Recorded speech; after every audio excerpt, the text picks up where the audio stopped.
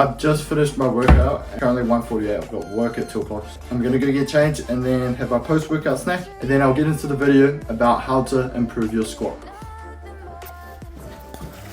Cheers lads and ladies, what's going on? Hope you guys are having a good day. Just got myself that fresh fade, you know. Shout out to the brother Jack, whangaroa fresh from old Raglan. Yeah, so we're gonna go talk about how to improve your squat. More specifically, I'm gonna go over how I improved it and how you guys can apply the concepts that I use into your form in squat and training. I first want to give a little storyline and context about my squat. So if you guys have watched my transformation video, you'll know I transitioned into the school gym back in 2019. So I was year 10, I was about 14 years old, and I remember I could barely squat 70 kilos for 5 reps. That was around my body weight. I was squatting for 5 reps, which isn't bad, but it goes to show it isn't strong. And that's because when I was doing my calisthenics, my bodyweight stuff, I was doing lots of push-ups, pull-ups, but the only thing I did for legs, which I don't know why I thought this would class and be good enough for legs, but I just did running because I used to go for like long distance runs, and I don't know why I thought that would make up for my legs training, but yeah, I skipped the legs essentially, and I had chicken legs. My upper body was growing and a bit more defined, but my legs neglected, and I strongly recommend you guys don't do that. Like, without a strong base, you can't have anything to even use in terms of your upper body if the base is weak. I started training legs, and what I did was squats. So squats are the best leg exercise you can do, hence why I'm talking about it. I train really 3 times a week, and I do squat one session and then just do upper body the next session and then deadlift the next session. But very quickly I wasn't providing enough stimulus. Pretty much got a plateau. I was stuck. My deadlift and my bench were all progressing, but my squat wasn't. And so I was watching heaps of videos trying to figure out what it was. Whenever you're on a plateau, just remember this one key rule: you either need to add or you need to take away. What I mean by add is you need to add more stimulus, whether that be increasing weight, increasing frequency, the amount of times you train it, or increasing the volume, so sets and reps, or increasing a new variable, like a variant of that movement. Say for squats, you could do lunges or Bulgarian split squats or high bar, or a different like type of variation to give the body a different stimulus to allow it to grow within that new variant. And the other idea is the takeaway. So a lot of times people start overtraining themselves in the sense that I need to hit every single muscle group every single session, and I need to do that 5-6 times a week, or even 7 days a week. Some people try to train 7 days a week. There's no way for you to be training hard enough, heavy enough for you to incur decent adaptations that can be trained every single day. You have to be limiting yourself, or you're going to burn out. And probably after the first week, I'm pretty confident you'll burn out after the first week if you're training heavy every single session or every day. So it won't work. Training 3-4 times a week and you start to see progress down. Or what you need to do is maybe take away a session, let your body recover more, and structure it in a different way. Instead of doing 4 sessions and they're all fairly heavy at the same intensity, maybe do it for 3 sessions, but the first session maybe be like a lower session for volume work down here, but you're doing more volume work. The second session may be a light session, but maybe with a different variant, and the third session may be a very heavy session, and of you just trying to get trying to pretty much push as much weight as you can, giving you a different stimulus but reducing your overall amount of times you train it a week. And how I applied the first concept to my training is, as I mentioned, I was only training squat about once, sometimes twice a week, but I bumped it up, so from once a week to twice a week, and then eventually I went to 3 times a week. And I've been at 3 times a week for a while now, but what's different to the stage I'm at now compared to back when I was training as a novice and I was going heavy 3 times a week is my 3 sessions this week are structured a bit differently. So one session's like more heavy session, as I mentioned earlier, and one session's more volume, and one session's a bit light, or surrounding something along those lines. So that's the first principle. The second principle, which is essentially one of the more important, is progressive overload. And what that means is over time you're progressively increasing the stimulus. So generally it's increasing the weight, because a lot of people think that if they do the same weight but they do it over like 10 weeks, that same weight's going to add up and that they're going to get stronger. Your body doesn't adapt to the accumulation of the same stress just spread out over a longer period of time. It doesn't happen. That's not how it works.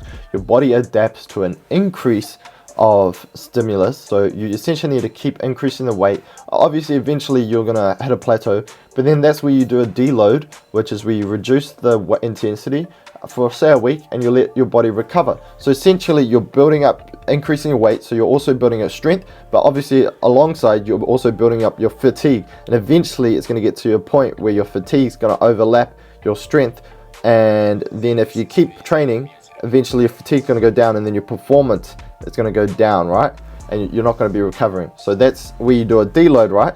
And what that does is your strength stays at the same point, but your fatigue starts to drop. That's what you do with the deload, and then you can repeat the cycle, and so your strength starts to go up, but also does your fatigue, and then it's basically a repetition of that process. 2 ply progressive overload. So increasing, either generally you can do reps, but the best way in my opinion is to increase the intensity. It's easier to track, and also you will likely, in my opinion, see more progress in terms of strength and also muscle growth. But a lot of different variables come into play.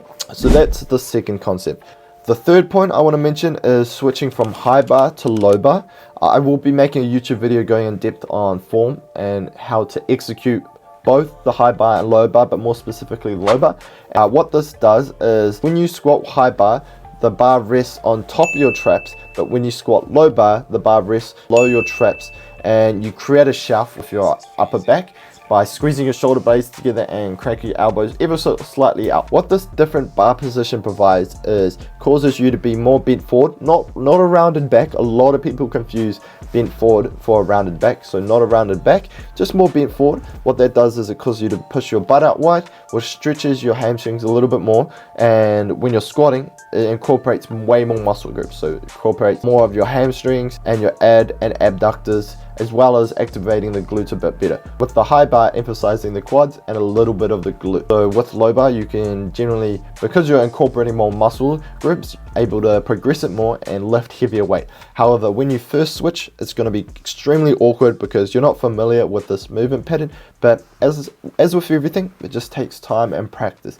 Your wrists may start to hurt a little bit, so maybe grip the bar ever so slightly wide temporarily, but then eventually you want to bring it in. But the narrower you are with your grip, the more back tension you'll have. So that's the third point. And then the fourth point is, if you've been training for a while, and say, I'll give like a rough guide of, say you've built your squat to around 100 to 200 kilos, anywhere between that, I would say use a lifting belt. What a lifting belt does is it assists you in bracing. So it doesn't cause you to brace, and it doesn't protect your back or spine directly, more so indirectly, because it helps you to brace. It gives you something to breathe against and squeeze your muscles around your stomach and your back, so you create like a rigid cylinder around your whole upper body, right? And what that does is it protects your spine that's in the middle by keeping everything nice and tight with pressure, with muscle and your breathing. And what this does is, one, not only keeps your spine nice and safe and positioned correctly, but two, because you're nice and rigid, you're able to transmit force from your legs much more efficiently because it's rock solid. Whereas if it's all flimsy and you try and push something that's flimsy, it's wobbling, energy is getting lost here, right there, and it's not as efficient. So using a lifting belt helps drastically. I use the SBD lever belt, which is actually one of my favorites, especially the lever. They're really solid belts. They will last for ages. They're built to last and to help you brace as best as you can. You can use my code MAHI at Raised Lower, which will be linked down below in the description, to save some of your money and also support me a little bit in terms of getting to competitions with expenses. But yeah, so those are my 4 tips on how to improve your squat. To summarize all the points, we went over the add and remove rule, progressive overload, switching from high bar to low bar, and incorporating a belt and improving your bracing technique. If you guys found this video useful and you have any questions, let me know down in the comments. We're currently actually also road to 10k subscribers, so if you could chuck a subscribe or share the video around, it'd be much appreciated. Thank you guys for watching, and I'll see you in the next video. Ciao.